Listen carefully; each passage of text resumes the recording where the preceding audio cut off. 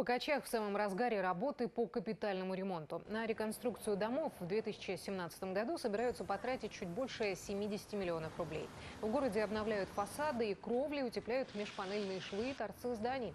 На все виды работ заказчик Югорский фонд установил для подрядчиков сроки, чтобы исключить ситуации, когда кровлю меняют под декабрьским снегом. В рамках реализации программы капитального ремонта общего имущества в многоквартирных домах на 2017 год запланирован капитальный ремонт 11 многоквартирных домов по 14 конструктивным элементам. По всему округу с начала года работы по капитальному ремонту выполнены на сумму 1 миллиард рублей.